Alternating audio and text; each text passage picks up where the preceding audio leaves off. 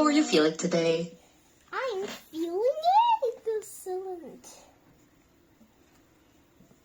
I'm happy to hear that you're feeling excellent. Did you have a nice weekend? Yes, I caught a cold again. Oh my.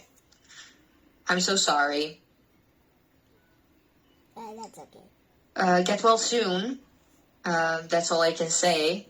Well, it's pretty common to catch a cold so often when the weather is changing rapidly. It's so hot during the days, and sometimes it gets very cold in the evening.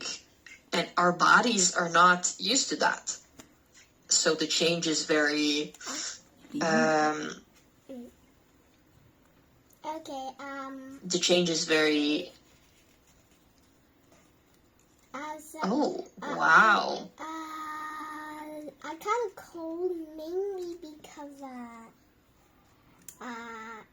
it was raining one day. We did not get home early, and we were soaked, or not really soaked. It's a little bit.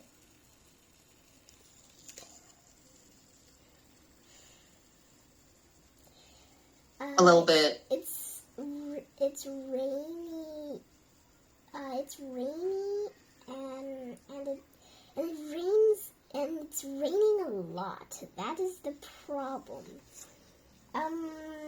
Yes. We were stuck in this, and we were stuck somewhere, and we could not get out. We could not. That's wait. That is why, and we just sprinted out as fast as we can. That is why I got a cold. I caught a cold. Well, yes, that makes total sense to me. I didn't catch a cold. My computer, however, caught a virus. So I spent, I think, around 5 hours trying to fix it and trying to remove the virus and the malware threat. It's an excruciating process, so it's very difficult to do this. Maybe I'll just need to take my laptop to like a service or somewhere where they can fix it. I don't want anyone stealing my information, and there's a lot of bad people out there. Oh wait, what happened?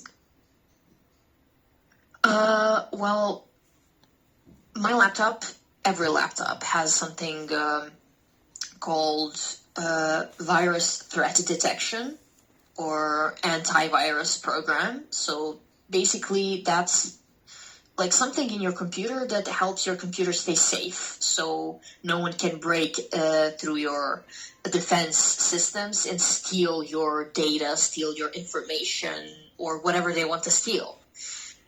And last night, the threat was detected, and I got worried. I called my friend, who is kind of into computers. He knows this stuff, and he told me what to do, and we were, like, on the phone for, like, 3 hours talking, and I was trying to fix it manually, but it keeps reappearing, so it's something out of my reach, and I'll need to take it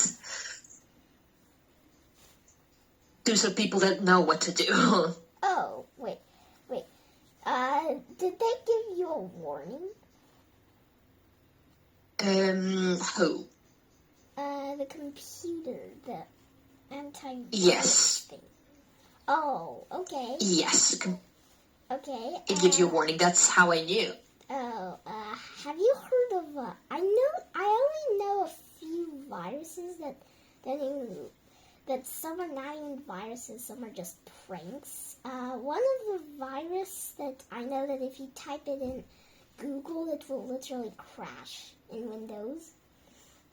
It's called Goggle. I don't know what name that is. It just it makes you think that you have downloaded.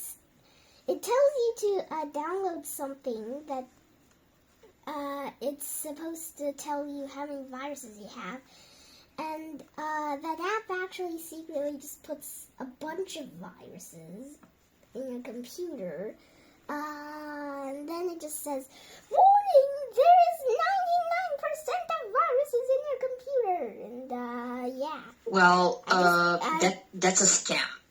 Oh, That's a scam, and I don't fall for scams because I know scams. This is something that got in my computer through probably, I think, some external drives, like flash drives or something I put in my computer. And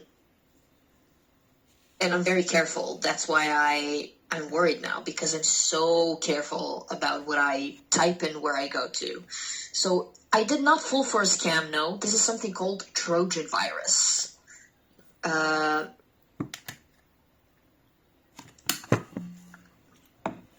When you learn about Greek history, and when you learn what a Trojan horse is, we can talk about how Trojan virus managed to enter my system, okay? Mm-hmm. Oh, wait, I actually know. And until you... I think I know about it. Is it one of those horses that Yes. those people thought they were something? They were a gift. Yes.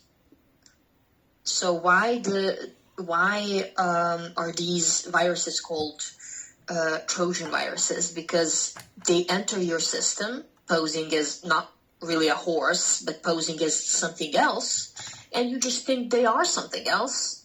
However, they're not. They are viruses. So that's why they're called Trojans, because you can't really detect them if you just read them or see them. They look normal. However, if you look closer and deeper and open the horse, inside you'll see something else.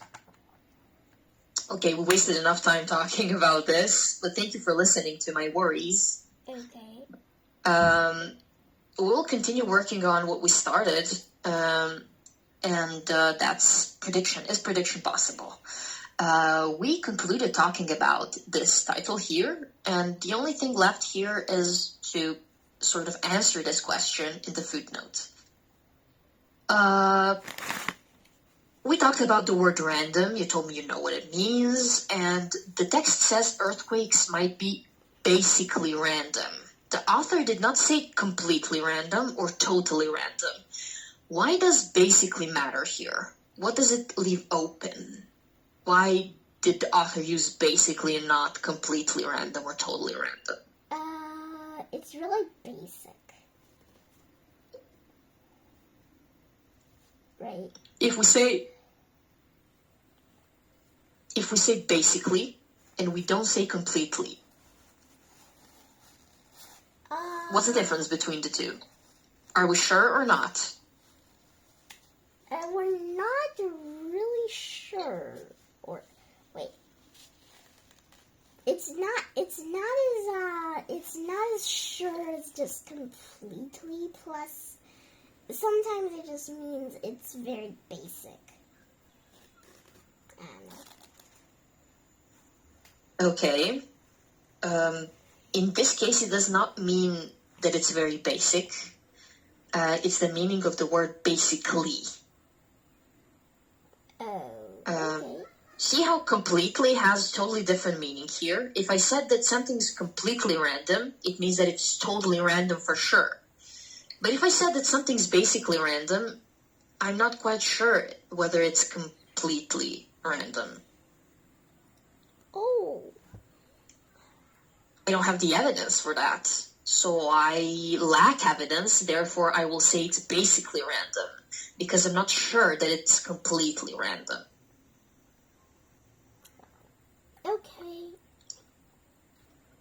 Okay. Can you think of another scientific topic where you would use basically instead of completely? Can you think of anything to your knowledge?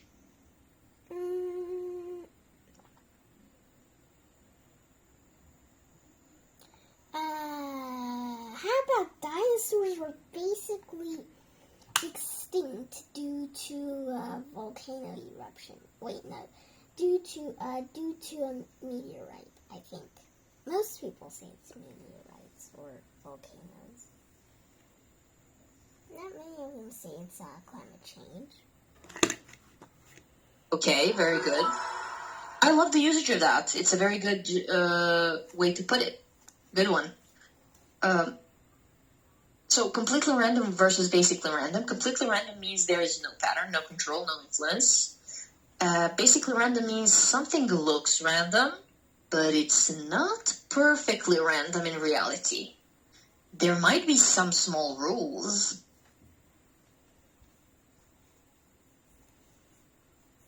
I would put it this way for you.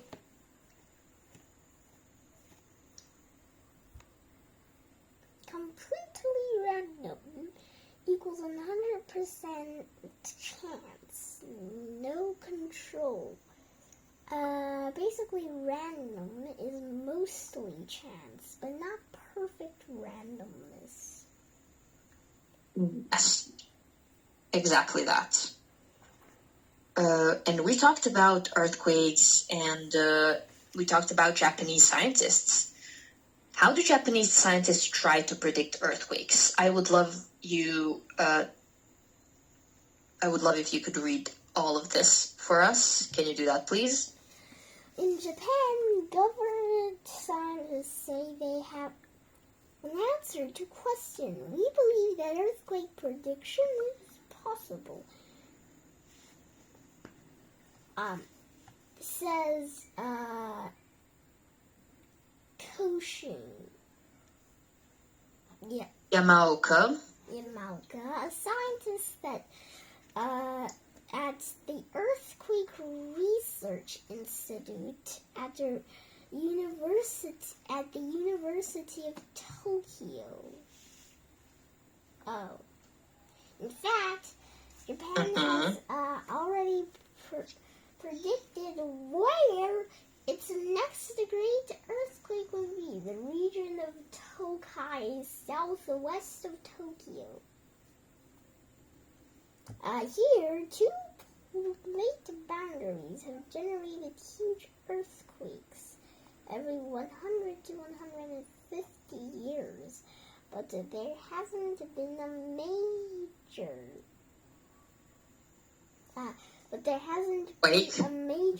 quake.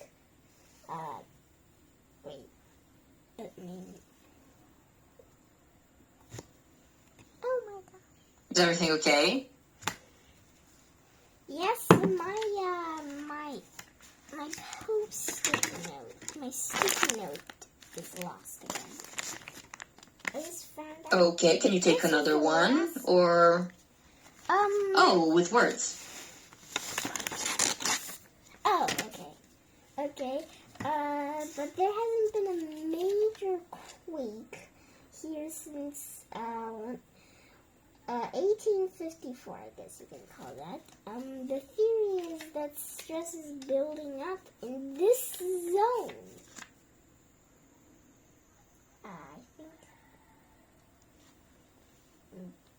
in this zone, which could lead to a massive quake. Unfortunately, this is more a forecast than a prediction. It's one thing to say that an earthquake is likely to happen in a high-risk area. It's another to predict exactly when the quake will occur. Exactly where and when the quake will occur. Okay, great. Why is this highlighted here?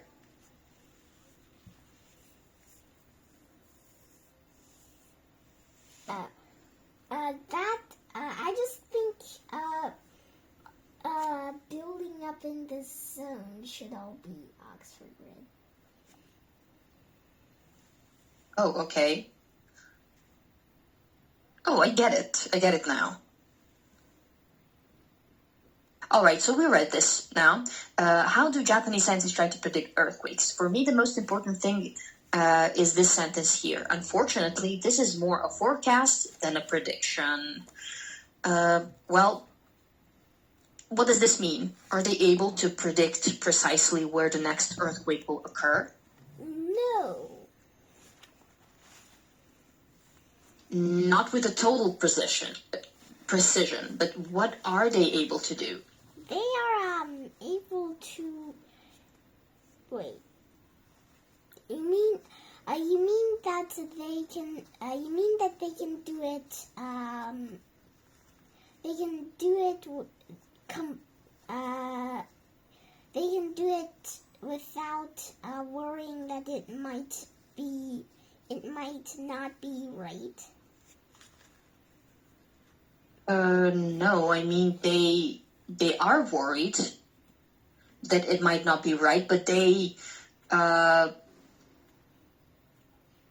some level of prediction. They're not completely sure. As this scientist says, the scientist from Tokyo, he says, in fact, Japan has already predicted where its next great earthquake will be, the region of Tokai, southwest of Tokyo. So they have some scientific proof, he says. Two plate boundaries have generated huge earthquakes every 100 to 150 years. But there hasn't been a major quake here since 1854. Therefore, the theory is that the stress is building up in this zone, which could lead to a massive quake. But after that, he says this. Unfortunately, there is more a forecast. This is more a forecast than a prediction. What's a forecast? Like a weather forecast. Oh, okay. It's one thing to say that the earthquake is likely to happen in a high-risk area. It's another to predict exactly where and when the quake will occur. So forecast is more of in the next 7 days, it will be cloudy and windy, but it could be cloudy and windy. Will it be 100% cloudy and windy and rainy or whatever the forecast says? Is it always true? No. Does it always happen? The thing that, no, of course. No. It doesn't. So forecasts are prone to change. One day it can be this, the other day that. So they're still not able to predict very well.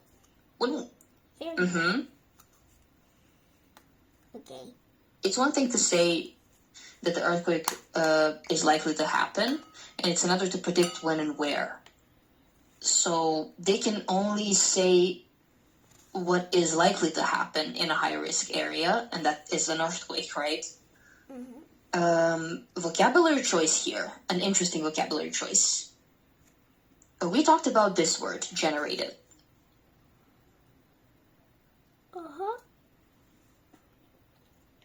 Can you remember, in this context, what does it mean? Generated huge earthquakes. Generated huge earthquakes means to produce or create an earthquake, especially in Yes, it means exactly that. In this context, it means exactly that.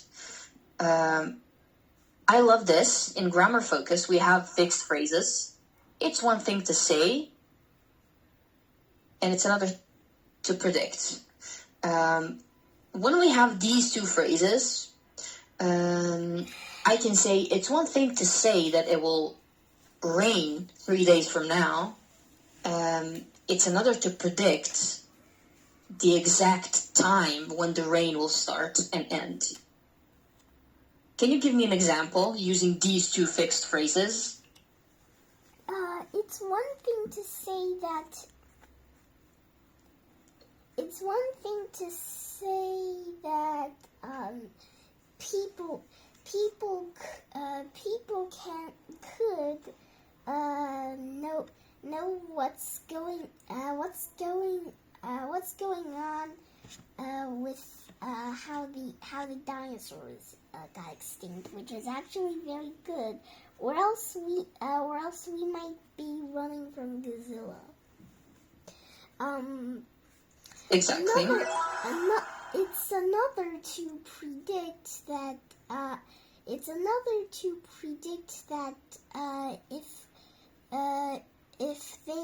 they got extinct like that, will we go extinct like that too? Okay, that was a very long and a very good phrase. I like it. Okay, the author says Japan's prediction is more a forecast than a prediction. Can you find a sentence here in the text that proves this is not a full prediction? Let's find a sentence that tells us that this is not a full prediction.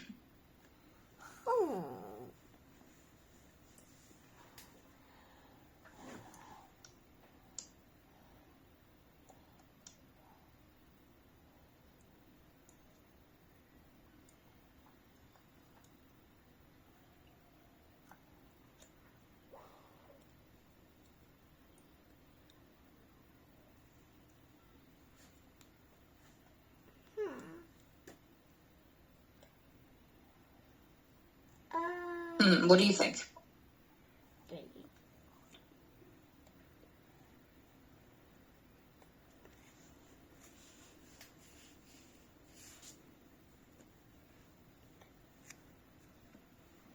In case I forgot. Exactly, we have that.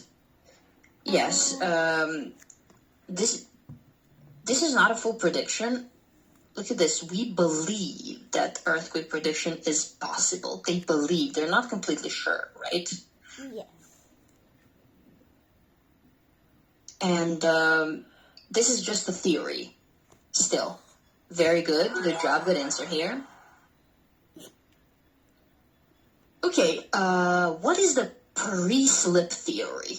And how certain are scientists about it?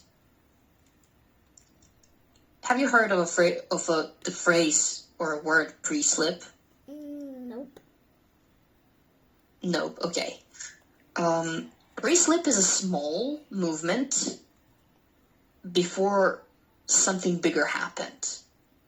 Something bigger happens. Think of it like tiny earthquake, like tiny shake of the ground before there's a gigantic earthquake shaking the ground. So pre-slips are very important because where the ground shakes a little, it will shake a lot. So I think scientists will start to look out for these pre-slips. Okay. Let's read this. Okay, just a moment. Take your time.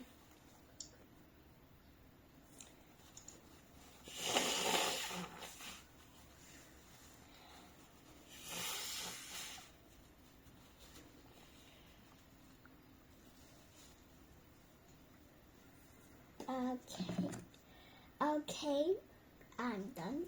The desire for a pre-slip.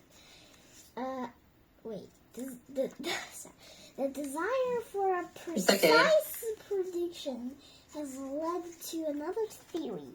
The idea of pre-slip. Naoyuki Kato.